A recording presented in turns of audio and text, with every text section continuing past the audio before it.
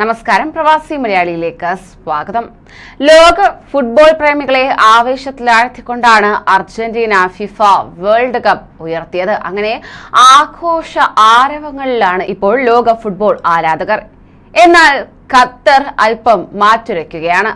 അതിൽ പ്രവാസി മലയാളികളും ഉൾപ്പെടുന്നുണ്ട്. ഫിഫ ലോകകപ്പ് 2022 കലാശക്കൊട്ട് ഉൾപ്പെടെയുള്ള 10 മത്സരങ്ങൾക്ക് വേദിയായ ദോഹയിലെ ലൂസൈൽ സ്റ്റേഡിയത്തിൽ നിന്ന് ആരവങ്ങൾ അകലുമ്പോൾ അഭിമാനത്തോടെ മലയാളികൾ ഉൾപ്പെടെ ഒരു സംഘം യുവാക്കൾ നമുക്ക് മുന്നിൽ നിൽക്കുകയാണ്.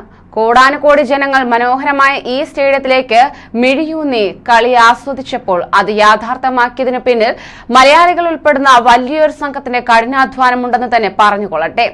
HBK CRCC സംയുക്ത സംരംഭം ആയിട്ടുള്ള ഡിസൈൻ ആൻഡ് ബിൽഡ് പദ്ധതിയായിരുന്നു ലുസൈൽ സ്റ്റേഡിയം നിർമ്മാണം. പ്രമുഖ കമ്പനികളായ HBK CRCCയും ചേർന്ന് 2017 ആരംഭിച്ച് 2022 പൂർത്തീകരിച്ചതാണ് ലുസൈൽ സ്റ്റേഡിയം. ഒട്ടേറെ വെല്ലുവിളികൾ അതിജീവിച്ച് 2.8 ബില്യൺ റിയാൽ ചിലവിട്ടായിരുന്നു നിർമ്മാണം. അതിലേറ്റവും വെല്ലുവിളി ഖത്തറിലെ കാലാവസ്ഥയെ അതിജീവിക്കുന്ന ശീതീകരണ സംവിധാനം ഒരുക്കുക എന്നത് തന്നെയാണ്. ലോകത്തിൽ തന്നെ ഓപ്പൺ എയർ സ്റ്റേഡിയങ്ങളിൽ ശീതീകരണ സംവിധാനം ഏർപ്പെടുത്തിയത് ഖത്തറിലെ വേൾഡ് കപ്പ് വേദികളിൽ തന്നെ എന്നതിൽ സംശയമില്ല. അതിൽ തന്നെ ഏറ്റവും കൂടുതൽ കാണികളെ ഉൾക്കൊള്ളിച്ചത് ലുസൈൽ സ്റ്റേഡിയമാണ്. 88,000 കാണികളാണ് വന്നത്. ഇതിന് നേതൃത്വം കൊടുത്തവരുടെ മുൻനിരയിലും മലയാളികൾ ഉണ്ടെന്നാണ് റിപ്പോർട്ടുകൾ ചൂണ്ടിക്കാണിക്കുന്നത്. സ്റ്റേഡിയത്തിലെ ഏറ്റവും സങ്കീർണവും നൂതന സംവിധാനങ്ങൾ ഒരുക്കേണ്ടതുമായ MEP ഡിപ്പാർട്ട്മെന്റിന്റെ തലവനായിരുന്നു കൊല്ലം മൈലക്കാട് സ്വദേശി ബിജു ഖാൻ അഷ്റഫ്. മറ്റൊരു പ്രധാനപ്പെട്ട മേഖലയാണ് സ്റ്റീൽ സ്ട്രക്ചർ.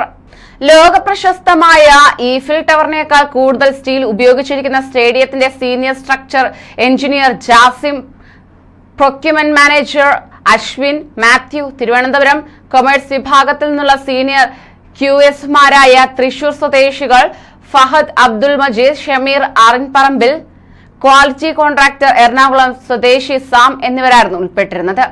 ഇത്തരത്തിൽ ലോകത്തെ തന്നെ ഏറ്റവും കിടിലം കൊള്ളിച്ചുകൊണ്ടുള്ള ഫിഫ ലോകകപ്പ് ഖത്തറിൽ അരങ്ങേറിയപ്പോൾ അതിന്റെ മുൻനിരയിൽ നിന്നുകൊണ്ട് ഏവരെയും ആസ്വാദനത്തിലേക്ക് എത്തിച്ചതും മലയാളികൾ തന്നെ.